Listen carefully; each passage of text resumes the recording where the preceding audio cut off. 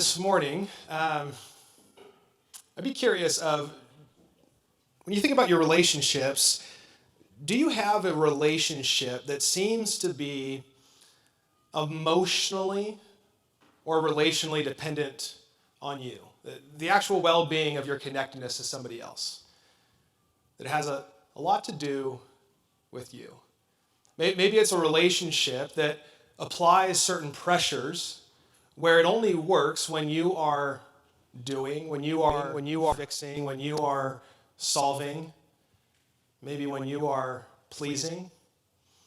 Maybe it's that kind of relationship that it seems to be over and over again. It works best when you conform to the other person. It seems that it works best when you give in to maybe your convictions, your values, maybe even sometimes sacrificing your own morals. As you think through your relationships, maybe even the other person's joy, happiness, and fulfillment is dependent on you meeting their needs. Do you have anybody like that in your life? If you think through family, friends, work. So as you think about that, and we continue in our series, being open, statements that build relational connection. As we're thinking about relationships this morning, really what we're talking about are relationships that might be all give and no take. It might be a relationship that says it's all about their dreams and not your dreams. It's all their happiness, never your happiness. And it's all their problems and never your problems. And as you think through the relationship even more, you press in a little bit more to how far this relationship goes back. I don't know about you, but as I think through these, ultimately what we get to is that for other people to be okay, you seem like you might be losing yourself. You might be giving up more than you actually feel comfortable with. That for everything to work out, it completely hinges on you making sacrifices over and over again. You feel certain pressures to please. You feel like if I just did more, then everything will be okay. They'll be happy with me. They'll like me. I will be living into the relationship as I should be. And if you think about these relationships, and you might have someone in mind already, I wonder when the last time is that you said, I am not able to. When's the last time you said in a relationship, I am not able to? Now, you might be different than me. You might be able to set like really good boundaries in your relationships. And like you cut off like, I know who I am and I know who they are. And maybe it's not for you, but I know for me, it's hard to say no sometimes. It's actually really hard for me to admit I can't. I can't do this thing that you're asking me. I can't do the thing that you need to be happy. No, I'm not in a place to help right now. When is the last time that you said, I am not able to? And what it could look like is some of these. Yes to everything. It's just your natural disposition. It's just yes to everything. Or maybe, hey, I've got this. There's a need you have, I've got this. Maybe there's a demand on the other end. They constantly are demanding something from you, and your response is, no problem. No problem. No problem. Over and over and over again. And if there's any expectation of you, of course. Of course. What else do you need? And you continue to conform over and over again. And maybe, if you're like me, you might actually even start to find your identity in that relationship and how you operate inside of it. And maybe if you go even a little bit further, I know for me this can be a danger, but the relationship, what we're talking about, is the one in which I've become enmeshed in. It's the one that says, the one where I actually find my identity in meeting it all, solving it all, doing it all, and ultimately being it all. Because it goes from not just being able to maybe meet a need that's there, which is a good and right and helpful thing to people, but now I find myself and my purpose and my joy and my happiness in meeting that need. It's the sacrifice to someone else. That is a good thing, to come alongside, to sacrifice, to give towards other people. But now my identity says that I am the person that sacrifices in this relationship, and this is why it works well. Can you think of a relationship this morning? Who is God bringing to mind? And I wonder in that, as you think through that relationship, like, how are you doing? How are you feeling? Are you exhausted? Are you anxious? Are you overwhelmed? James, the half-brother of Jesus and one of our earliest church leaders, says this in James 1, "But the rich should take pride in their humiliation, since they will pass away like a wildflower." And he drives this point home a little bit more. "For the sun rises with scorching heat and withers the plant. Its blossom falls and its beauty is destroyed. In the same way, the rich will fade away, even while they go about their business." Now, it's probably easy. It's going to be a little bit harder for me to convince you that you're rich this morning. So I'm not going to go there. But if we sit with this piece, I want us to ponder a little bit more. Back to this idea in James 1:10. Kelly, if you go to the next slide. I thought I had another slide there. There we go. Oh, no, here it is. "Believers in humble circumstances ought to take pride in their high position." And then one more. There we go. "Since they will pass away like a wildflower." When's the last time you thought about that? When's the last time you thought that you're just going to pass away at some point? Now, some of you might have a grim reality that you were faced with in this last week or these last months or maybe this year. And physically, mentally, emotionally, you're oftentimes reminded that at some point you will pass away. I don't know, but I think most of us walk around thinking more about what we can do, how we can do it, the ways in which I can fix and solve, the ways that I can meet other needs, the way that I can get the things that I can do over and over again. And I oftentimes don't think about this reality that at some point I will just pass away. And in the context of this passage, I think what James, a part of what he's ultimately saying here, is that he seems to be making a connection that you and I are finite beings. You and I are finite beings, that we are here for a limited time, and even when we think of much, that we can have much, that we can do much, that we are much, we should live from the place of our limitations. We should actually live from this place of what can almost feel like humiliation, that I can't do it all, that I can't meet all the needs of someone else, that I actually cannot be dependent on for someone else to find their fulfillment in life, for them to find their joy, for them to find their happiness. I am finite. As I navigate each and every day, I'm trying to do the best that I can with what I know how to do and the tools that I have. And oftentimes that means in a lot of relationships, I am not able to. When's the last time you said, "I am not able to"? And there's two ways I want us to reflect on, and we're going to participate here in a second, is these usually show up. One is it's you actually being. So you being for others, and then the other is actually expecting from others. So one is being, that you are being something specific to another person. You are being the one that is folding to the pressure of something else. You're being the one that is trying to meet the expectations of other people. You're being the one that is trying to please. You're being the one to avoid being disappointed in. You're being the one. You're being the one. You're being the one. So if you pick up your card in front of you on the ground, or feel free to use your phone, what I want you to do is just pause for a moment.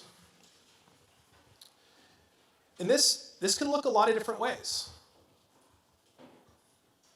There's a lot of options in how this can play out. Maybe it's the parent that oftentimes reminds you how much they did for you. and almost hold that over your head. Maybe it's the coworkers, maybe it's the employer, maybe it's the employees that seems to keep applying pressure that the success of your well-being of a company, whatever it is dependent on you. Maybe it's the friend that you've had for a very long time, and it seems that every time you hang out, you feel like you have to fold and maybe give in to sorts and abandon your convictions, your values, your morals in order to stay connected with them. Maybe it's the idea that if you can just do more or be more, your kids' behavior and their success or failure will be negated because you can just be a better parent. What's the relationship for you? So as you pause for a second, ask God, who is this relationship? And what's the pressure you're feeling? What's the why? So pause for a moment. What's the relationship that's coming to mind?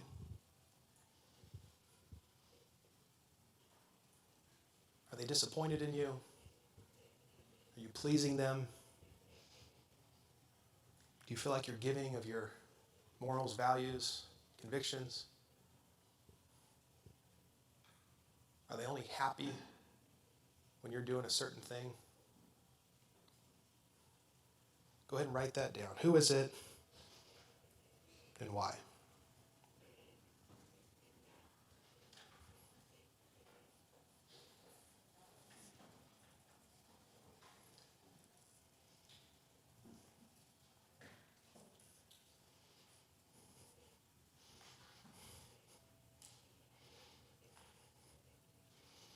And now one small disclaimer with that. As I know for me it can be true, there's maybe one person that is operating in this way, and I'm in a relationship with and feel pressured, I feel like I need to fold, I feel like I need to meet up, I feel like they're disappointed in me, and sometimes it's them. I think oftentimes that's I can think of. But then disclaimer, if like there's multiple people in your life that are bringing up the same thing about you might want to pay attention to that. Just a heads up. Close, trusted people. But if it's a similar pattern with a number of people and you're like, look, I can't please everybody, and why are you so disappointed in me? Like, maybe there's an integrity gap in your life that would be good to pay attention to. That would be fair. So as you think through that, the ways in which you're being, I know right now there can be a little bit of a, yeah, they need to learn, they need to do better, they need to get more healthy. And while that can be true, I think the more challenging one, and maybe you don't have anyone coming to mind, is that we actually do the same thing. This one's a little bit harder to come in tune with. But like, what expectations are you putting on others for you to be happy? For you to be fulfilled? For you to feel like I have meaning and I have purpose? For you to feel like you're content? For you to feel like this relationship is everything it should be? What expectations are you putting on other people? And maybe a couple ways to bring this up. Is there anyone that you just seem to be disappointed in over and over and over again? Is there anybody that just never seems to be able to do the thing that you want them to do? Is there anybody that you're just constantly irritated, frustrated, mad at? Is there anyone that you sense maybe the desire for the greatest sense of control in their life? Maybe you're expecting something from them a bit too much. Maybe they aren't actually the ones to fulfill everything for you. Maybe they aren't the end-all, be-all for your happiness and your joy and your satisfaction. And Hollywood and Hallmark have done a really good job with this for like romantic partners, right? Like there's a soulmate. There's someone that everything's going to be perfect with and good and right. And man, if something's off, this may not be the relationship that we're supposed to be in. I can feel that one oftentimes. Things aren't going well. It must be them. So pause again for another second and just invite God in. What relationship is it where you're actually expecting them to be something, maybe more than they can actually do? Maybe more than they can actually provide. And go ahead and write that person down and write the why. next to their name, what's the expectation you have of them? Why are you disappointed in them? Why are they not good enough? What exactly is it in them that you're hoping to find more fulfillment for yourself in? Sit with that for a minute.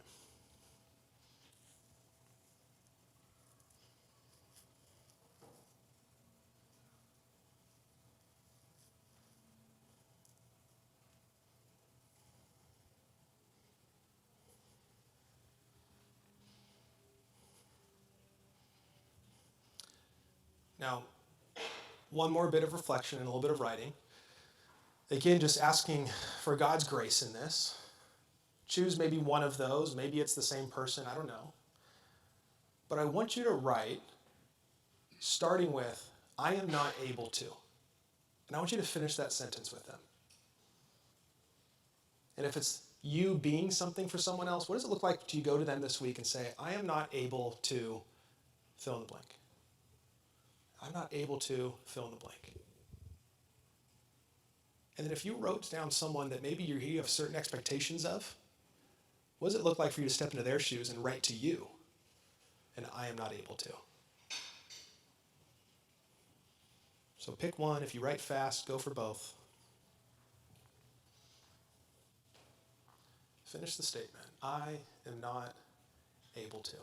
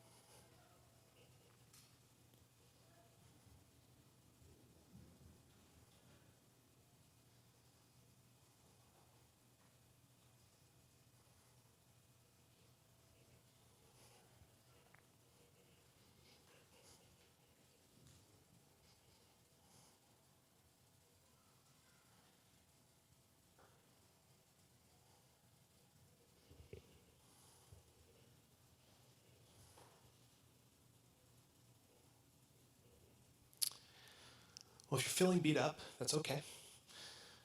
Because I think there's some good news in this. That when we actually realize that we are finite people, that we can't do all, fix all, solve all, please all, there actually becomes a freedom on the other side. That I don't actually have to live in every relationship feeling that the relationship hinges on me. Now there's a reality that, yeah, you can't just continue being a terrible person if people are disappointed in you. Okay, we named that a little bit. But there's freedom in saying, man, I can't do it. I'm not able to. I know you want me to make you happier. And look, I want to have the conversation, and I want to hear the ways in which you think I may not be doing that. And I want to be able to own up to everything that I can, but ultimately I cannot fulfill everything that you're longing for. I am not the only person. Edwin Friedman was a family therapist and Jewish rabbi, and he said most of his counseling with couples was helping them separate so that they don't separate. Helping them realize that they're separate people that can't meet each other's needs over and over and over again. Helping them remember to have friends, to have hobbies, to have things that give life and they enjoy. To not be enmeshed. And there's freedom here because I think what ends up happening when we realize our limitations, saying I am not able to helps us find where we end and others begin. It helps me realize the things that I can bring to a relationship, the things that I can work on, the things that I can grow in, the areas that I can give and sacrifice and serve.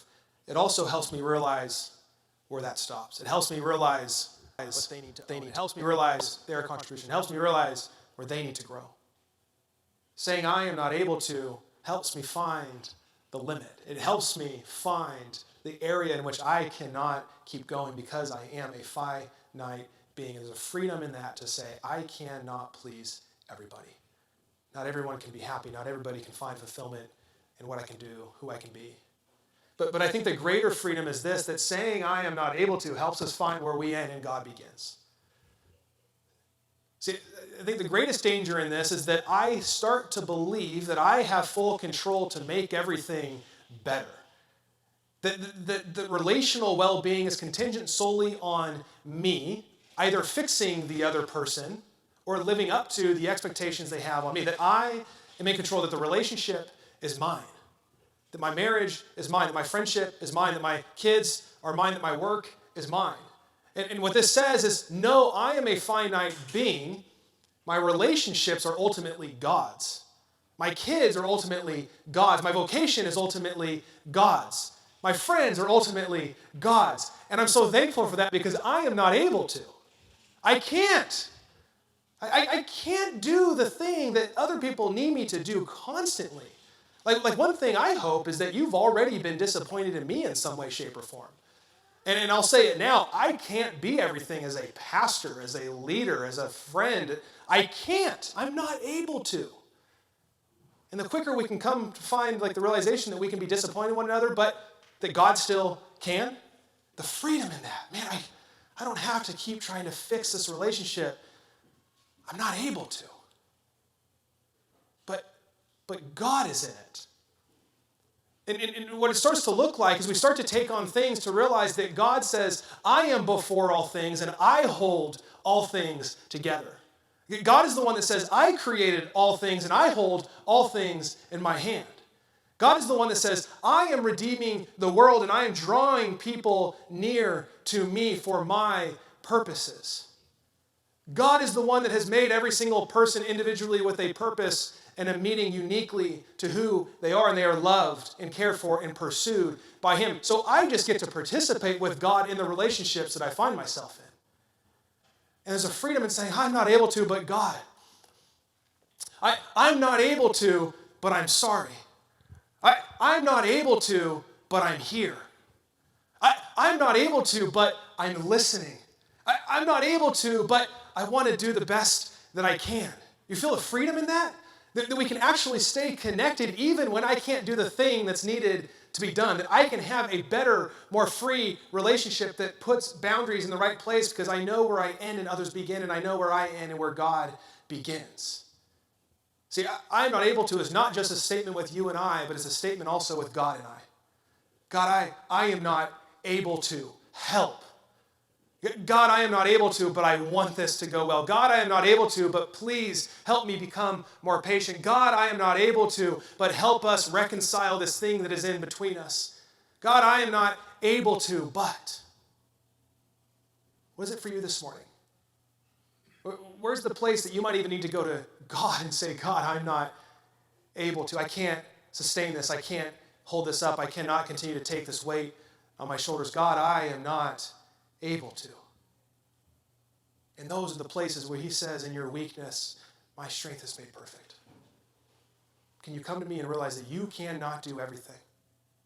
Can you come to me and admit that so that I can do what I want to do in your life? I can do what I want to do in your relationships. When's the last time you said, I'm not able to? And what does it look like to try that on this week? Take your card home, pray over it. I am not able to.